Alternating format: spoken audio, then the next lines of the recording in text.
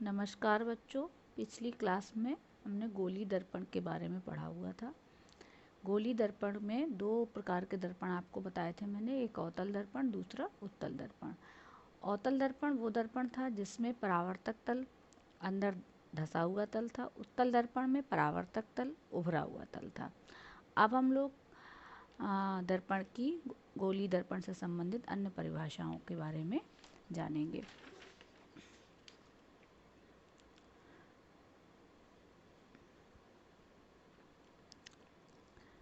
सबसे पहले आता है दर्पण का ध्रुव। गोली दर्पण के परावर्तक तल के मध्य बिंदु को दर्पण का ध्रुव कहते हैं। जैसे कि ये गोली दर्पण है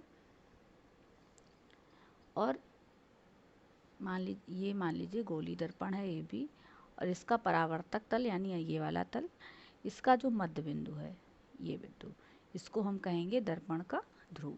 इसके बाद आता है वक्रता केंद्र।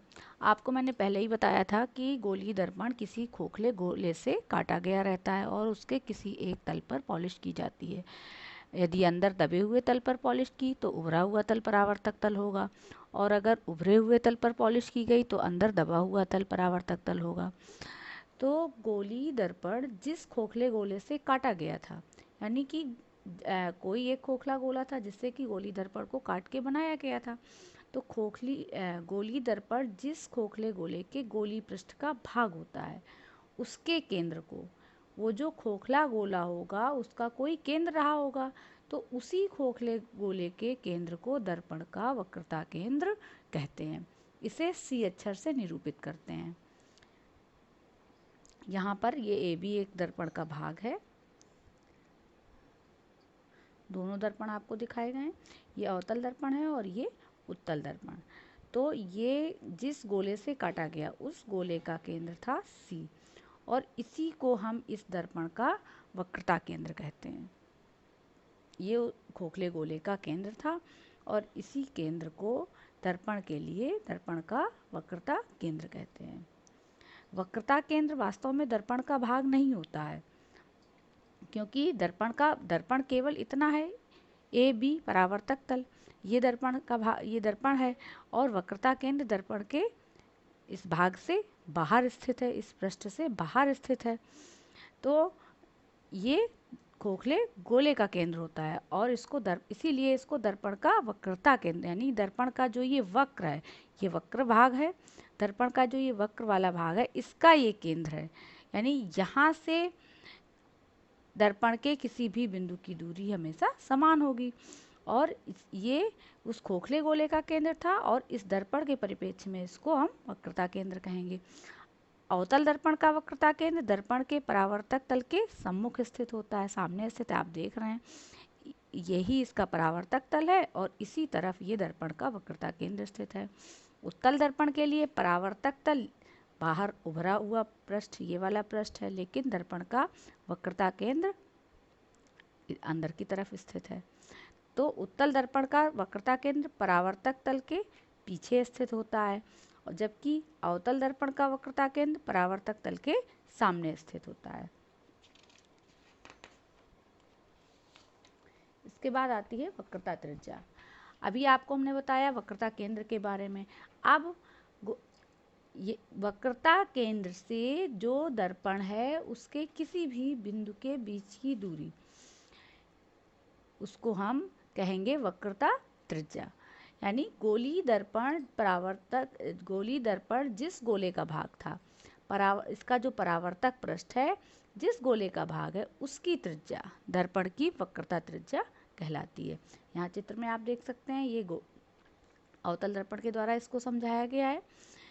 ये वक्रता केंद्र था और वक्रता केंद्र से ये ध्रुव के बीच की दूरी, और वक्रता केंद्र से दर्पण के में स्थित किसी भी बिंदु के बीच की दूरी, ये सभी वक्रता त्रिज्याएं ही होंगी। इसे आर अक्षर से निरूपित किया जाता है। इसके बाद आता है मुख अक्ष। गोली दर्पण, अब आपको दो चीजें आपको पता चल चुकी हैं, एक दर्पण का ध्रुव, दूसरा दर्पण का केंद्र, तीसरा दर्पण की वक्रता त्रिज्या।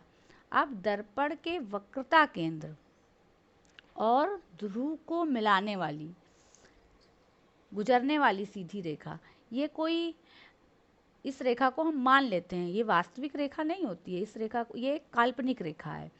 तो इस रेखा को यदि हम आगे बढ़ा दें तो इसी को हम दर्पण का मुख्य अक्ष कहते हैं, यानी दर्पण के ध्रुव और वक्रता केंद्र से गुजरने वाली सीधी रेखा को। और चूंकि ये वास्तविक नहीं है, काल्पनिक होती है, इसलिए सीधी रेखा आप लिख सकते हैं, इसको सीधी काल्पनिक रेखा को हम दर्पण का मुख्य अक्ष कहते हैं। मुख्य अक्ष दर्पण के ध्रुव पर अभिलंब है। क्यों अभिलंब है? क्योंकि दर्पण के किसी बिंदु को वक्रता केंद्र से मिलाने वाली रेखा दर्पण के उस बिंदु पर अभिलंब होती है। ये जो मुख्य अक्ष है, ये मुख्य अक्ष है, ये दर्पण के ध्रुव पर अभिलंब है। और अभिलंब इस क्यों है? क्योंकि सी दर्पण का केंद्र है और दर्पण के केंद्र को इसके पृष्ठ से मिलाने वाली कोई भी रेखा दर्पण पर अभिलंब होती है, इसीलिए मुख्य अक्ष भी दर्पण पर अभिलंब होती है। इसके बाद आता है मुख्य फोकस अथवा फोकस। इसको समझने के लिए आपको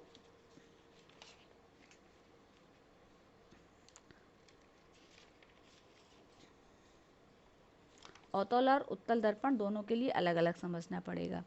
अवतल दर्पण के केस में दर्पण के मुख्य अक्ष के समांतर आने वाली प्रकाश किरणें, यहाँ आप देख रहे हो ये CP दर्पण का मुख्य अक्ष है, इसके समांतर आने वाली प्रकाश किरणें, ये दो प्रकाश किरणें ऊपर हैं, ये दो नीचे हैं, ये परावर्तन के पश्चात दर्पण के एक बिंदु से होकर जाती हैं।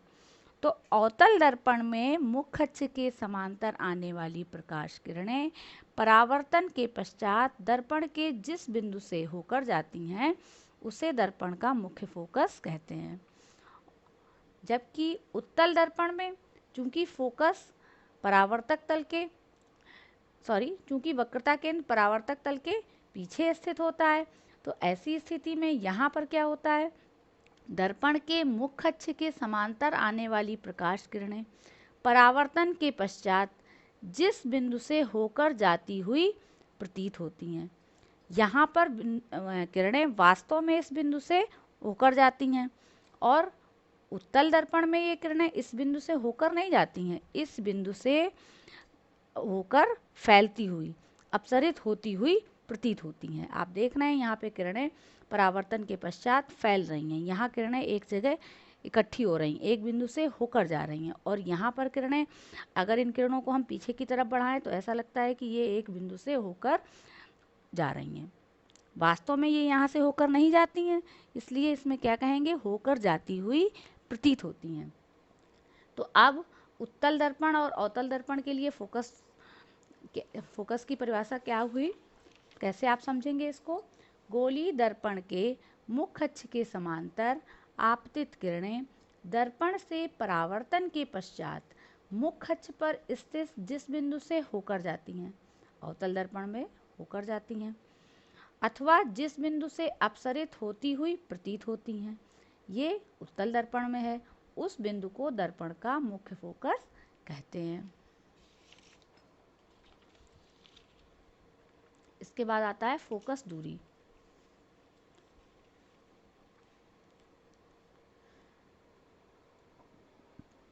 फोकस दूरी क्या है?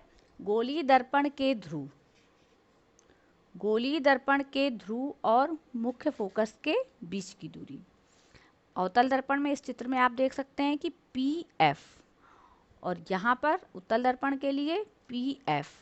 तो गोलीय दर्पण के ध्रुव और मुख्य फोकस के बीच की दूरी को हम फोकस दूरी कहते हैं। इसे अक्षर F से, स्मॉल f से प्रदर्शित करते हैं। इसके बाद आता है फोकस तल।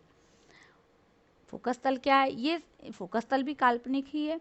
फोकस तल क्या है कि मुख्य अक्ष के अभिलंबवत CP दर्पण का मुख्य अक्ष है, तो मुख्य अक्ष के अभिलंबवत तथा दर्पण के मुख्य फोकस से होकर जाने वाला तल। यहाँ आप देख रहे हैं अवतल दर्पण में जो फोकस तल है वो परावर्तक तल के सम्मुख होगा, उत्तल दर्पण में जो फोकस तल है वो परावर्तक तल के पीछे स्थित होगा। तो यानी मुख्य अक्ष के लंबवत, ये जो CP मुख्य अक्ष है इसके लंबवत और मुख्य फोकस से होकर जाने वाला। इस समतल को हम, यानी अगर ये F1 F2 समतल है तो इस समतल को हम कहेंगे दर्पण का फोकस तल। इन उपरोक्त दोनों चित्रों में आप देख लीजिए, इसमें F1 F2 अवतल दर्पण के केस में ये दर्पण के सम्मुख स्थित होगा और उत्तल दर्पण के केस में ये परावर्तक तल के पीछे स्थित होगा। इसके बाद आता है दर्पण का द्वारक। द्वारक क्या है? गोलीय दर्पण के परावर्तक पृष्ठ, गोलीय दर्पण के परावर्तक पृष्ठ की वृत्ताकार सीमा रेखा को, इस वृत्ताकार सीमा रेखा का व्यास दर्पण का द्वारक कहलाता है। अब आप इसको इस चित्र से समझ लीजिए, जैसे कि ये अवतल दर्पण था, इसमें तो इसकी जो वृत्ताकार सीमा रेखा है इसका व्यास है यानी M1 M2। ये दर्पण का M1 M2 दर्पण का द्वारक कहलाता है। इसमें भी देख लीजिए आप, उत्तल दर्पण में M1 M2 यानी ये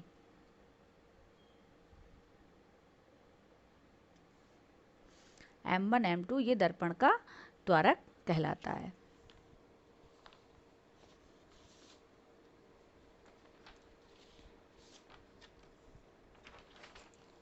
इसके बाद अगला आता है दर्पण द्वारा प्रतिबिंब का बनना। प्रतिबिंब बनने के लिए आप सबसे पहले, प्रतिबिंब बनने के लिए कुछ आवश्यक चीज़ें, उससे संबंधित कुछ बिंदु हैं जिन्हें आप समझ लीजिए। पहले तो आता है प्रतिबिंब कितने प्रकार के होते हैं। प्रतिबिंब दो प्रकार के होते हैं, एक वास्तविक प्रतिबिंब, दूसरा आभासी प्रतिबिंब। वास्तविक प्रतिबिंब वो प्रतिबिंब होते हैं जिन्हें आप, जो वास्तव में किरणों के द्वारा, अभिसरित किरणों के द्वारा वास्तव में प्राप्त होते हैं, इन्हें आप पर्दे पर प्राप्त कर सकते हैं, ऐसे प्रतिबिंब हैं। जबकि आभासी प्रतिबिंब वो प्रतिबिंब हैं जो आभासी किरणों द्वारा बनते हैं, यानी अपसरित किरण, जब किरणें अपसरित हो रही, अभिसरित नहीं हो रही हैं, अपसरित हो रही किरणें फैल रही हैं, उस स्थिति में आभासी प्रतिबिंब बनता है और इसको हम पर्दे पर प्राप्त नहीं कर सकते हैं, क्योंकि ऐसी किरणें दर्पण के पीछे स्थित किसी बिंदु से अपसरित होती हुई प्रतीत होती हैं। और वास्तविक प्रतिबिंब में किरणें दर्पण के किसी बिंदु पर अभिसरित होती हैं, कहीं मिलती हैं किरणें, तो वास्तविक प्रतिबिंब को आप पर्दे पर प्राप्त कर सकते हैं। और गोली, इसके बाद अगला स्टेप आता है गोलीय दर्पण से परावर्तन के लिए किरण आरेख। किरण आरेख बनाने के लिए आपको कुछ किरणों के बारे में जानना जरूरी है, क्योंकि किरण आरेख कोई एक दो किरण तो है नहीं प्रतिबिंब बनाने के लिए, किरण पुंज रहता है। उसी किरण पुंज में से कुछ किरणों की सहायता से आप किरण आरेख आसानी से समझ सकते हैं। सुविधानुसार इनमें से कुछ किरणों को ले लिया जाता है, जैसे कि दर्पण के मुख्य अक्ष के समांतर प्रकाश किरण। तो दर्पण के मुख्य अक्ष के जो समांतर प्रकाश किरण रहता है, अब आपको समझना ये है कि जो मुख्य अक्ष के समांतर प्रकाश किरण आया है वो परावर्तन के पश्चात कैसे जाएगा। तो जो अभी आपको पहले मुख्य फोकस की परिभाषा में आपको बताया गया था कि दर्पण के मुख्य अक्ष के समांतर आने वाली प्रकाश किरणें परावर्तन के पश्चात मुख्य फोकस से होकर जाती हैं या मुख्य फोकस से होकर जाती हुई प्रतीत होती हैं। तो अगर अवतल दर्पण है,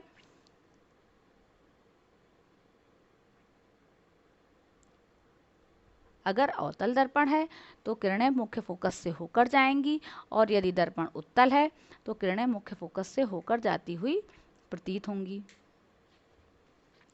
इसके बाद दूसरी किरण आती है दर्पण के मुख्य फोकस से गुजरने वाली या मुख्य फोकस की ओर निर्देशित किरण। ऐसी किरण क्या होता है, अगर कोई अवतल दर्पण के लिए कोई किरण मुख्य फोकस से होकर जा रही है तो वो परावर्तन के पश्चात मुख्य अक्ष के समांतर हो जाएगी। आप चित्र से अच्छी तरीके से समझ सकते हैं इसको, कि दर्पण के मुख्य फोकस की ओर आने वाली किरण परावर्तन के पश्चात मुख्य अक्ष के समांतर हो जाती है। और उत्तल दर्पण में मुख्य फोकस की ओर आने वाली प्रकाश किरण, ये किरण है, मुख्य फोकस की ओर आ रही थी, निर्देशित थी, ऐसा प्रतीत हो रहा था कि ये किरण मुख्य फोकस की ओर जा रही है। इसमें ये भी परावर्तन के पश्चात मुख्य अक्ष के समांतर होकर वापस लौट जाती है। अगली किरण है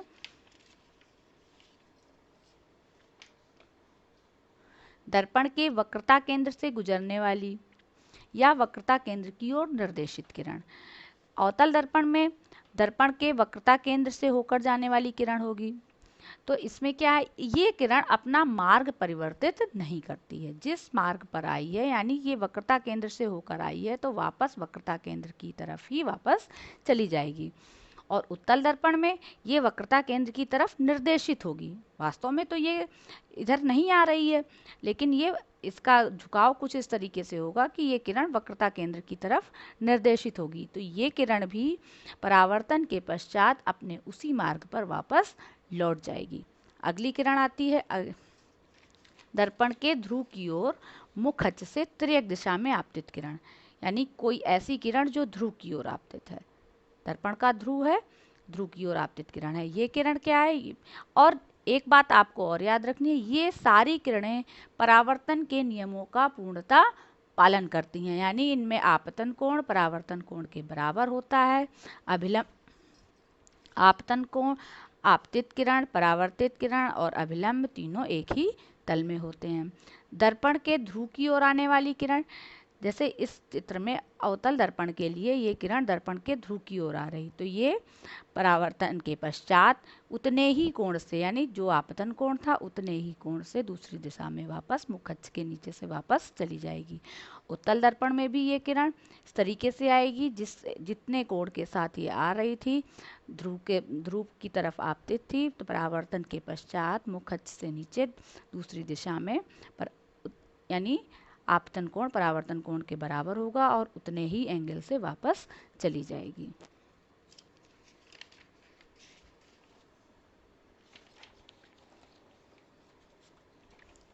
अब आज की क्लास में आपके लिए इतना ही।